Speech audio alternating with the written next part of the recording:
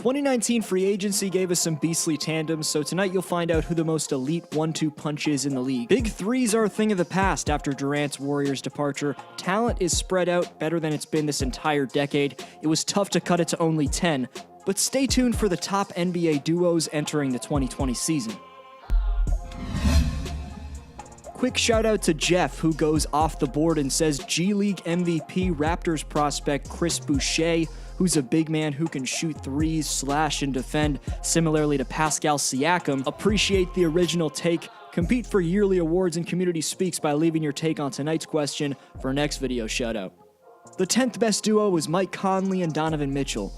Utah turns Grayson Allen, Kyle Korver, Jay Crowder, and protected future picks to create one of the best backcourts in the NBA. Mike Conley's shot creating and long-range shooting significantly relieves pressure from Donovan Mitchell. His scoring in pick and rolls and his repertoire of floaters is about to open up everything for Utah. It helps that both Mitchell and Conley were both top 10 at their position in player efficiency rating last season. Conley 6th behind Walker and Lillard. D. Mitch 8th at shooting guard behind Jeremy Lamb. Wow, bro. Conley's defensive instincts make him an elite Jazz signing. He rotates like a center to make unpredictable blocks. He's consistently reading out passes before they happen, so less responsibility on defense for a developing explosive scorer in Mitchell. There's no doubt this combo is capable of shutting down opposing guards, and with Gobert's rim protection, this could be a scary Utah defense. They're definitely built for the playoffs. Number 9, Ben Simmons and Joel Embiid, just a little more dominant offensively than our last duo, is this 1-2 punch. Ben's lack of a jumper became a problem against a smart Toronto defense. But first, you can't forget his improvement in only his second year at just 23 and how valuable his playmaking and slashing is for a Sixer team that was a shot from the conference finals. He's an absolute locomotive attacking the basket at 6'10". After his big man, Joel Embiid, showed to be the most dominant center in basketball in the regular season, all playoffs he was drained. Now you add Al Horford, who will keep Joel fresh for the biggest moments. It was an embarrassing finish to their 2019 year, but Simmons and Embiid is still a damn legit duo. Ranked 8th is Lillard and McCollum, whose Blazers blew several halftime leads in Game 1 and 3 of the conference finals. Before that series, and the Warriors' defense blitzed them both in pick and rolls and made the 13 other Blazers beat them, Dame and CJ carried Portland in big-time fashion. Both put up over 25 a game in round 2. Lillard made OKC rebuild by averaging 33 on 47% three-point shooting. This Blazers roster could fail to produce in the playoffs again. Having Nurkic back definitely helps, but without a doubt their success lives and dies off the at times mesmerizing unlimited range shooting and overall scoring ability of an all-time great backcourt in Lillard and McCollum. Number 7, Giannis Antetokounmpo and Chris Middleton. Why is this duo only at 7 when Milwaukee is most likely number 1 in the East again in 2020? And these were just their top 2 scorers last season. A, the individual greatness of Giannis and the amount he contributes to the Bucks' success. And B, the collapse of Chris Middleton's three-point shooting last playoffs. Giannis was shut down by Kawhi and wasn't great either, but we know what these two, specifically the Greek Freak, will bring throughout the regular season and for at least the first 2 playoff rounds. Giannis is most likely the new king of the East. Middleton's a valuable shooter, of course that's a flaw for Antetokounmpo, but Chris was trusted as a second option last spring and proved that he's just a glorified role player. That's why this duo ranks so low. The 6th best 2020 duo is James Harden and Russell Westbrook. Houston definitely needed a change after CP3 was again riddled with injuries throughout 2018-19. And their 36 points per game scorers seemed to hate Chris when they weren't in State Farm commercials at least. Here's really why the Westbrook trade makes Houston better. Westbrook's shooting struggles are a concern, and you'd love if he could shoot the respectable 34% from 3 like he did in 2016-17. But in every other area than shooting, which is very important, especially in today's NBA, don't get me wrong, but in every other area than that, he's an upgrade over CP3.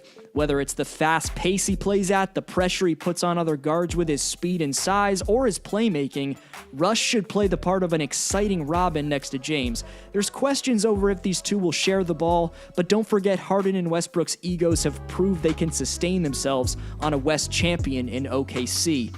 question is, Rockets fans, does this move finally get you past the West Finals? Does it even get you back there in the Monster West? Number 5, Jamal Murray and Nikola Jokic. The Nuggets' up-and-coming young duo have a nearly equally impressive supporting cast around them in Denver. Within 2 to 4 years, this could easily be a top 1 to 3 duo in the NBA. Nikola Jokic just led the NBA in real plus-minus and added to his legacy as the greatest passing big of all time. He was 4th in MVP voting, then he drastically increased his efficiency in scoring in the postseason, 20 points a night in the regular season, 25 a night in the playoffs, while upping his three-pointer by 10%. The pressure's now on for Jamal Murray to take the all-star step. He can create shots amongst the elite. The pull-up shots he puts in make him look like a superstar. So if he stays consistent with his shot and his scoring and playmaking improve again in his 4th season, then this duo becomes a lot more legit. Number 4, Kevin Durant and Kyrie Irving. Obviously in 2019-20, Durant will be out recovering from his Achilles tear. It's the same leg where he broke his foot in 2014, but other than that, Kevin has a very limited injury history. KD will be 32 by the time he returns.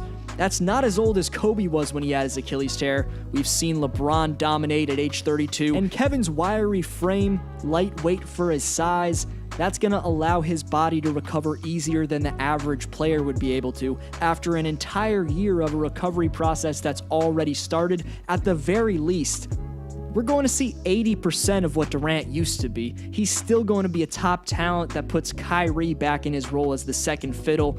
So at their peak, this is maybe the best pure scoring duo in basketball. Of course, Durant's health puts that into big-time question. Number 3, Steph Curry and Klay Thompson. Thompson's ACL tear gives the future of the Splash Bros the same circumstance as Kevin Durant and the Nets. Based off the Warriors losing Durant and Thompson, they're obviously going to win a lot less. But Lakers broadcaster Michael Thompson had this prediction on Friday. And by the way, I predict Steph's going to have about 500 threes this year without... That amount seems ridiculous at first, but then you realize the godly range and consistency of Curry, combined with the fact that he'll have to carry Golden State, and they've lost 2 of the best scorers of all time from their starting lineup. Steph has the all-time lead in a season with 402 threes made back in 2015-16. We'll see if he tops that or reaches the outlandish 503 prediction. Point is, nearly any all-star in the league next to Steph Curry, the greatest shooter of all time, whose long-range shooting and playmaking opens up so much space, completes a 1-2 punch that's at the very least number 3 on this list. Before the top 2, the honorable mentions. Most highly considered was the Kemba Walker and Jason Tatum combo in Boston. I think Tatum breaks out this season. He and Kemba could be looked back on as the biggest snub of this top 10. In no order, the rest of the considerations were Nikola Vucevic and Aaron Gordon, Kyle Lowry and Pascal Siakam, Bradley Beal and John Wall, LaMarcus Aldridge and DeMar DeRozan, Blake Griffin and Andre Drummond, and then the up-and-coming duos who could easily have their own video. There's Lauri Markkanen and Zach LaVine, Trae Young and John Collins, Kristaps Porzingis and Luka Doncic, Buddy Hield and De'Aaron Fox, Devin Booker and DeAndre Ayton, a ton of young and up-and-coming duos. Number 2, LeBron and Anthony Davis, which is an overwhelming task to stop in the pick and roll. LeBron hasn't shown any signs of slowing down offensively at 34. Davis is the most talented, well-rounded big man James has played with in his entire 16-year career. LA's gotten AD at the perfect time. He'll be 26 until March of next year. He won't hit his peak for another year or 2. There's going to be many more years where we witness AD as one of the most valuable defensive big men in the NBA. Maybe there aren't many more years for old Bron, but the man's still 1 year removed from the most dominant individual run to an NBA Finals in history, just carrying the Cavs in 2018. Sure, he's turning 35 in December, but LeBron's nearly had 0 injuries like KD in his entire career. He's an absolute physical specimen like no other player we've ever seen. And now with the top shot blocker and low post option, there's a lot less on LeBron's shoulders. It was an extremely tough call not putting this duo at number 1 because of that. Having said that, number 1, Kawhi Leonard and Paul George. Passing up on a duo that could be one of the greatest defensive perimeter tandems ever at number 1 was something I just couldn't do. George and Leonard were second and third in defensive rating among forwards last year while combining to average 56.5 points per game. However, they're the clear top duo for years to come for one specific reason, which is perimeter defense. For Curry, Harden, Murray, LeBron, any top forward or guard you can name in the NBA, good luck scoring on either of these two, and a mix of both of them throughout the game. Kawhi's looking to give another franchise their first title. He, George, and an extremely deep, well-built Clipper team have a perfect opportunity to break the Clipper curse. PG-13 and the Claw have shown with their IQ and size they can take any score out of their rhythm. Now on the same team, this is a defense that has a chance to change the NBA. Shoutout question is, which duo is the most underrated from this list? Join the community by hitting subscribe if you're new and enjoyed. This was your boy D-Flow. Hope you had a great weekend. I'll see you next video.